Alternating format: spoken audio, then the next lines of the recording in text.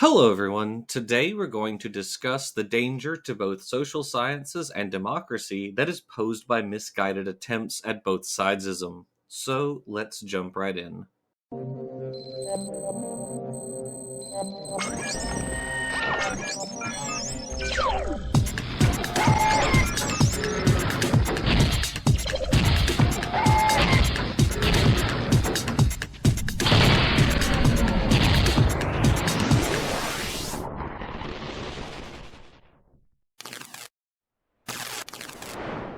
Social psychologist Kurt Lewin stated in 1948 that, quote, any democratic society has to safeguard against misuse of individual freedom by the gangster, or, politically speaking, the intolerant. Intolerance against intolerant cultures is therefore a prerequisite to any organization of permanent peace, close quote.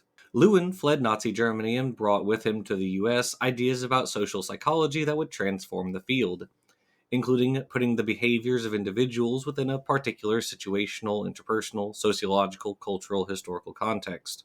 Lewin further wrote, quote, belief in reason as a social value is by no means universal, but is itself a result of a definite social atmosphere. To believe in reason means to believe in democracy, because it grants to the reasoning partners a status of equality. It is therefore not an accident that not until the rise of democracy at the time of the American and French revolutions was the goddess of reason enthroned in modern society. And again, it is not accident that the first act of modern fascism in every country has been officially and vigorously to dethrone this goddess and instead to make emotions and obedience the all-ruling principles in education and life from kindergarten to death, close quote. Lewin advocated for using science to create better, freer, and more just societies, and psychologist John T. Jost argues that, quote, if we compromise our social science, even for seemingly benevolent reasons, such as avoiding conflict or maintaining harmony or being tolerant of the intolerant, we may jeopardize our democracy, close quote. For well over 100 years, the political faction that has taken up social causes has been the liberal progressive left, whether that's been getting children out of the workforce, fighting for worker compensation and the 5-day work week, fighting for the right of women to vote, fighting for a social security safety net to eradicate old age poverty, or fighting racial and sexual orientation discrimination. But many people in the US believe that liberal leftists are too far left, and conversely, conservative rightists are too far right. Many in the media routinely complain of political polarization and incivility on both sides. This is the crux of both-sidesism. Both sides of the political spectrum are symmetrically bad. My goal today is to show that this claim is false. Jennifer Rubin was a conservative columnist for much of her career, but unlike most mainstream conservatives, she continued to be critical of Trump after he obtained the presidency in 2017. By 2020, she left the Republican Party saying this, quote, the notion that the United States is polarized into two conflicting, equally stubborn and extreme camps infects much of the mainstream news coverage and everyday chatter about politics. Washington is broken, gridlock is a problem, no one goes out to dinner with someone on the other side. Such mealy-mouthed language masks a stark dichotomy. Democrats have to move to the center to get bipartisan support. Republicans have become radicalized and unmovable. Responsible reporting should not cover for Republicans. The mega Republican Party has become shockingly irrational and radicalized, fully embracing totalitarianism, white nationalism, and radical isolationism.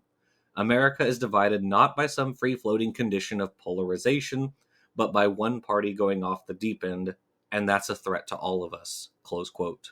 The mega Republican Party is a threat to democracy, and as I speak, they are making good on that threat, such as Trump signing executive orders attempting to unilaterally, and most often illegally, close down government agencies, defund science, revoke birthright citizenship, disappear asylum seekers and green card holders, and dismiss corruption charges on certain politicians in exchange for political favors.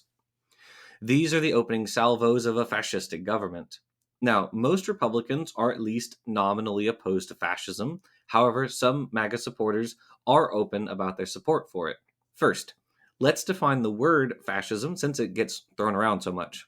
Encyclopedia Britannica defines fascism as, quote, extreme militaristic nationalism, contempt for electoral democracy, and political and cultural liberalism, a belief in natural social hierarchy and the rule of elites, and the desire to create a people's community in which individual interests would be subordinated to the good of the nation. Close quote.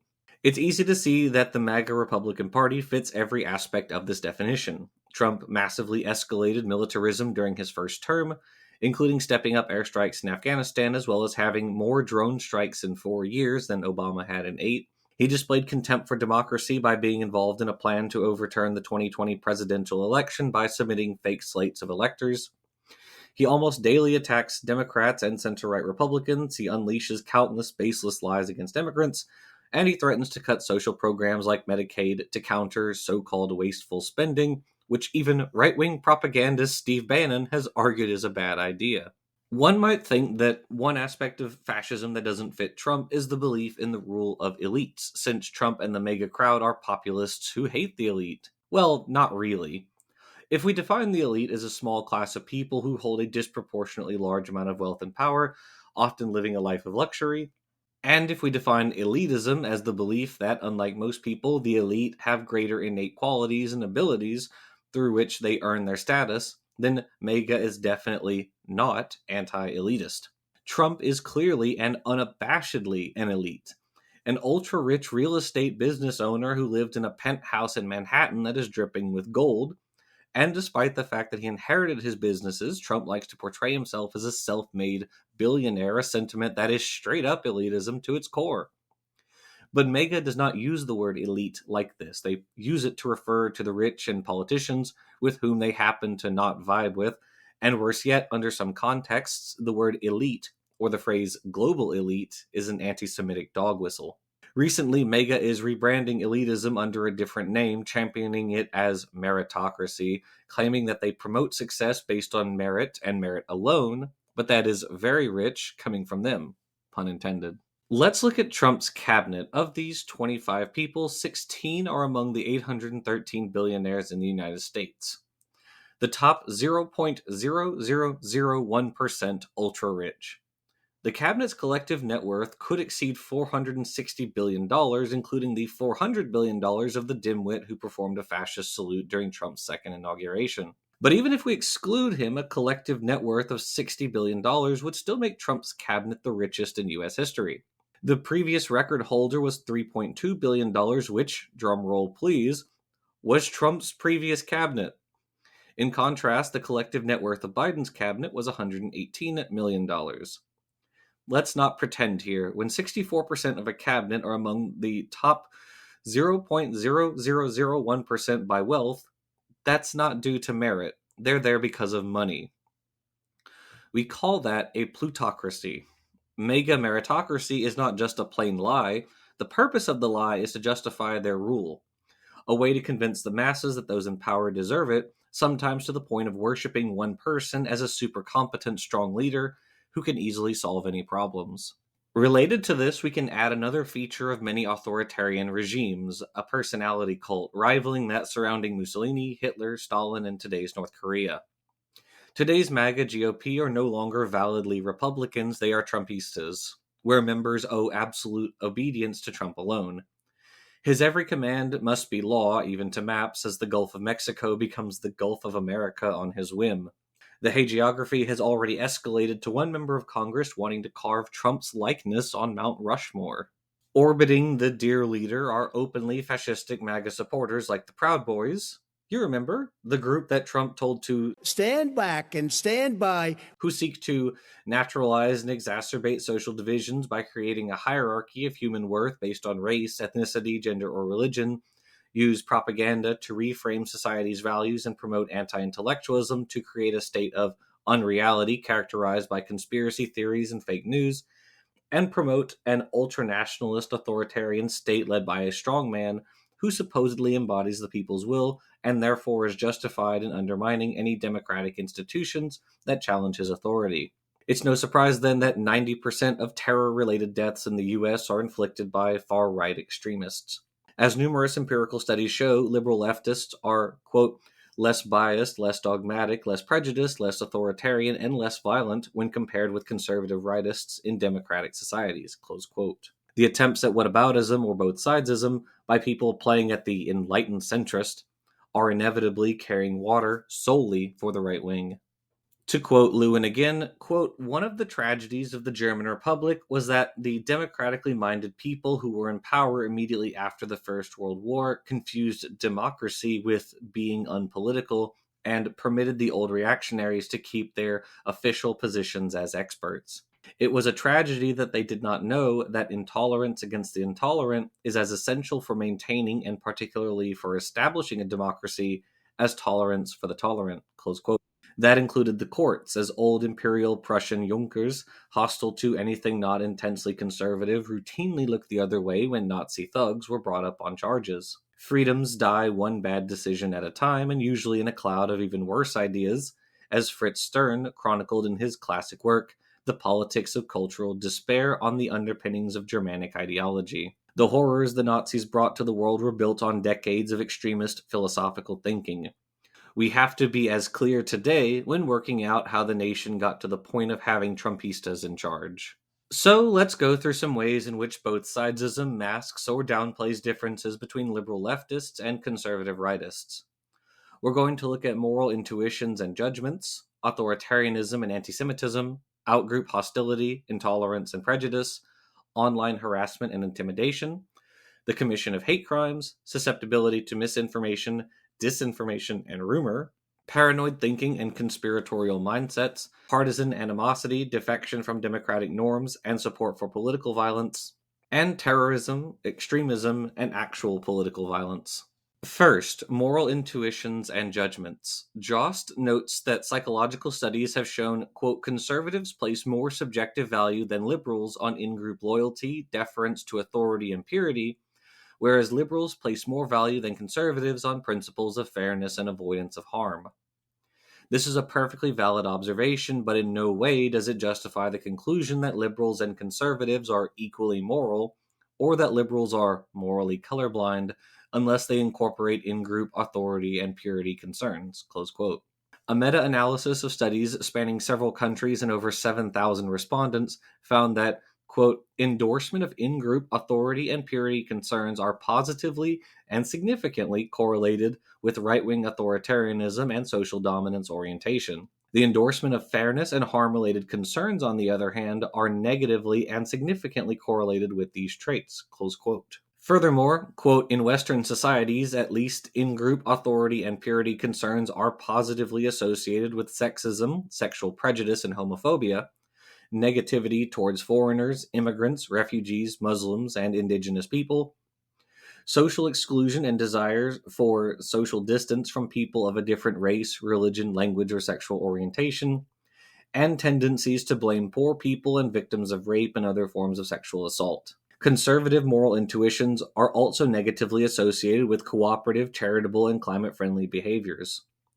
The endorsement of liberal, secular, humanistic values, such as fairness and avoidance of harm, on the other hand, is negatively associated with all the same antisocial outcomes and, indeed, positively associated with generalized empathy and many other pro-social outcomes." Close quote. Second, authoritarianism and anti-Semitism. In 1996, Canadian psychologist Bob Altemeyer found that there are three major psychological characteristics associated with authoritarian personalities. Quote, 1. Submission to authority figures who are seen as established and legitimate. 2. Aggression against people who are scapegoated by those authorities. And 3. Inflexible adherence to traditional social norms and conventions. Close quote. More recently, the 2023 Political Behavior paper, Advancing the Measurement of Authoritarianism by Andrew M. Engelhardt et al., defined authoritarianism as, quote, "a personality structure that values social cohesion and conformity to in-group norms over personal freedom and individual autonomy, and shapes attitudes about gender norms, sexuality, race, religion, and immigration, as well as the propriety of leadership tactics deemed by supporters as necessary to maintain social cohesion and conformity." Close quote. Before people start rushing to the comment section with, "what about left-wing people who support Joseph Stalin and Mao Zedong?" I want to point out that I absolutely agree that there can be authoritarians on the left. No one would disagree with that. But that misses a very important point. The totalitarianism of 20th century dictators, left or right, operated in a way not unlike that of religious authoritarians like the Inquisition. All of those shared a disdain for individual freedom and conscience and were willing to use extreme violence to enforce an ideology on their people. What's absurd, though, is trying to argue that liberal leftists in the US in the 21st century have an authoritarianism problem. A glaring example of missing the point was the 2018 political psychology paper Finding the Loch Ness Monster Left Wing Authoritarianism in the United States by Lucian Gideon Conway III et al., who ridiculously argued that being opposed to religious fundamentalism in the government makes one a left wing authoritarian.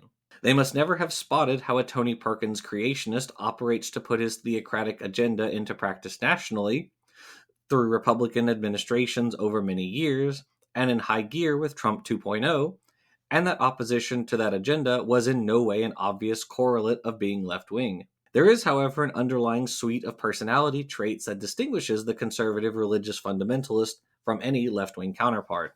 The 2023 Divided paper, Persistent Problems with the Conceptualization, Measurement, and Study of Left Wing Authoritarianism by Benjamin A. Saunders and John T. Jost, found that support for religious fundamentalism is, quote, strongly positively correlated with dogmatism, intolerance of ambiguity, need for order, and endorsement of authoritarian child-rearing values such as obedience and discipline, close quote. As for anti-Semitism, the 2022 Political Research Quarterly paper, Anti-Semitic Attitudes Across the Ideological Spectrum by Eitan Hirsch and Laura Royden, found that anti-Semitic attitudes, such as the suspicion that Jews are more loyal to Israel than to America, and Jews in the United States have too much power, were most prevalent among conservative rightists between the ages of 18 and 30. Further, when Jost participated in running a national survey, he found, quote, people who identified as left-wing expressed significantly less anti-Semitic attitudes than the rest of the sample. Respondents who identified as right-wing or extremely right-wing were more than twice as likely as those who identified as left-wing or extremely left-wing to believe that Jewish people are a bad influence on U.S. culture, close quote. That directly relates to the more general authoritarian exploitation of outgroup hostility, intolerance, and prejudice. While it is well known that people tend to prefer others who share their own beliefs, opinions, and values, it does not logically follow that there are no important differences between the left and right with regard to prejudice. In fact, it has been argued that people on the left are just as intolerant against certain groups, such as Christians, white people, and businessmen, as those on the right are towards atheists, protesters, and sexual minorities. What this argument ignores is historic and social power differences between these groups, rendering the point naive. After all, poor people and religious, ethnic, and sexual minorities have objectively experienced far more historical discrimination when it comes to education, employment, housing, legal justice, and many other domains.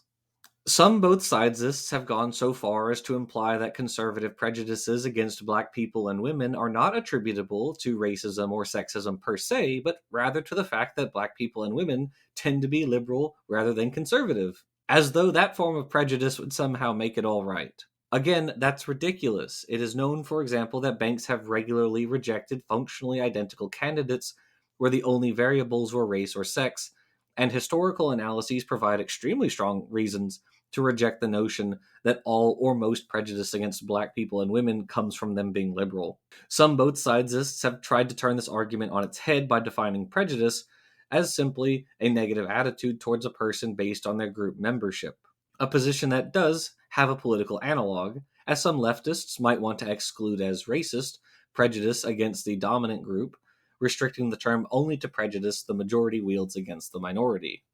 Beyond the philosophical, though, authoritarianism depends on plain old-fashioned bullying, which today runs from online harassment to outright intimidation.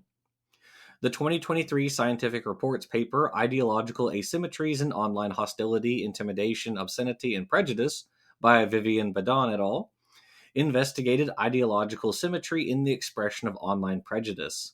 They found that social media messages mentioning more liberal-leaning versus conservative-leaning target groups contained significantly more language communicating hatred, threat, and intimidation, obscenity, name-calling, stereotypes, and negative prejudice, close quote. And, quote, messages sent by more conservative or less liberal users contained more hatred, threat, and intimidation, name-calling, stereotyping, and negative prejudice, close quote. This translates into a disproportionate commission of hate crimes. While one might give in to the point that people of color, women, and people of sexual minorities have historically been more strongly targeted by hate crimes, surely that can't still be the case, right? Wrong. Quote, adjusting for population based rates, a person of color is over 40 times more likely than a white person to become the victim of a hate crime motivated by race or ethnicity.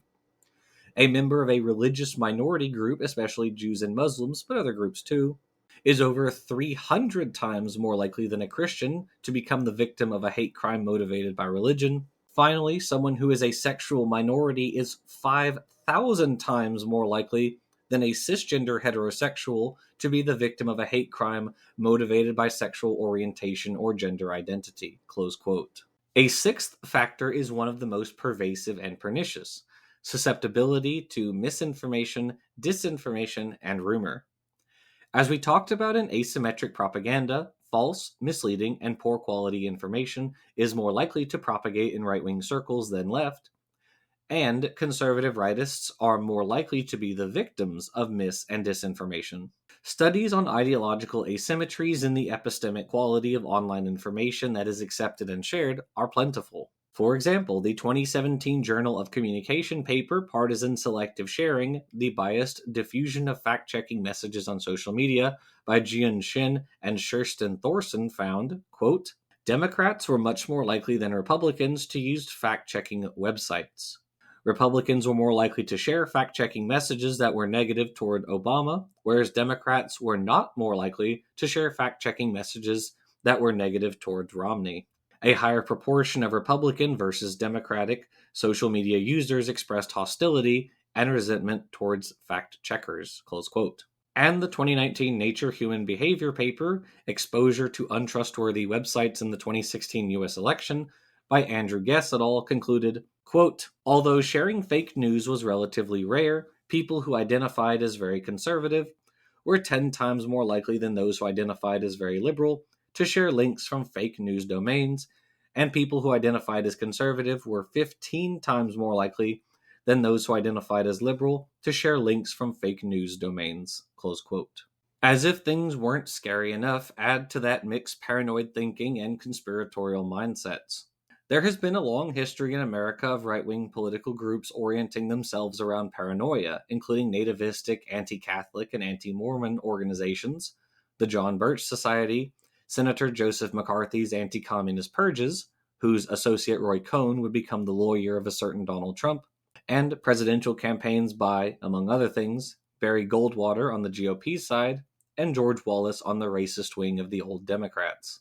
More recently, quote, in 2019, a YouGov poll found that 70% of Republicans believed that a secret, deep state network was attempting to overthrow President Trump.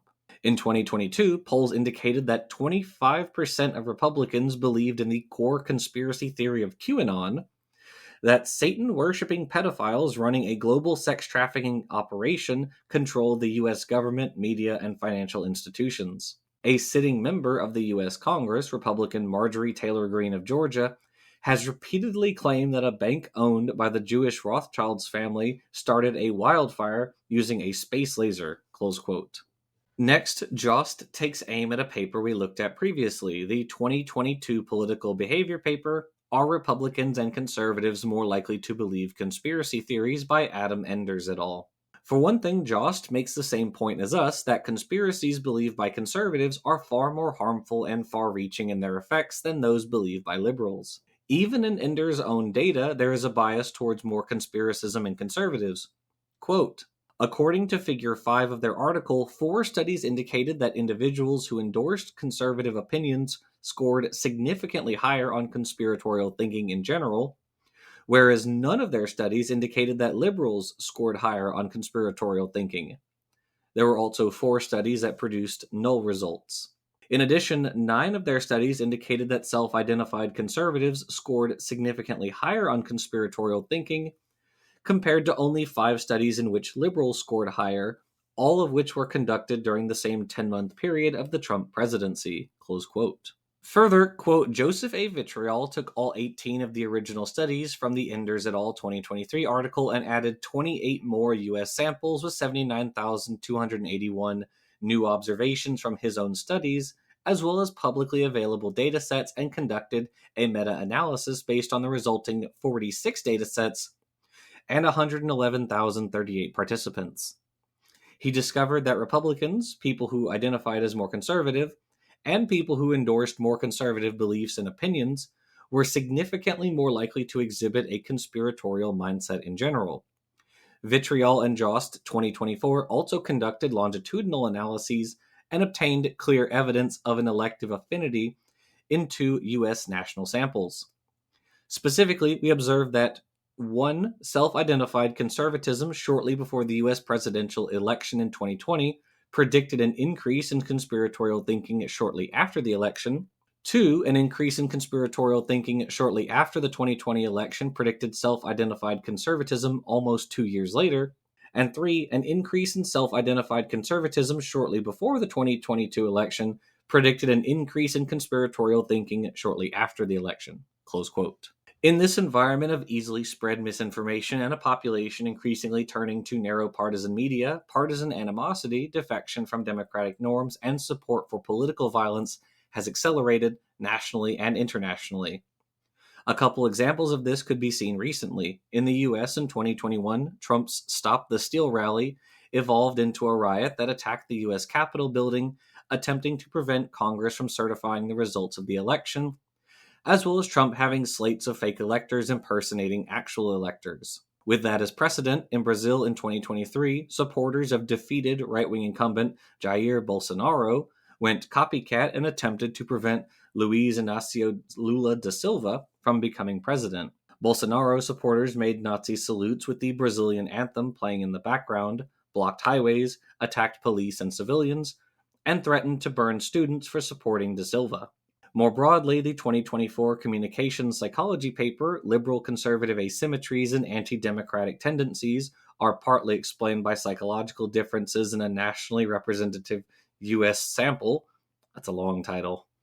By Deborah de Oliveira Santos and John T. Jost, found, quote, more conservative or less liberal respondents were more likely to vote for a blatantly anti-democratic candidate, more willing to defect from democratic rules, and more open to political violence.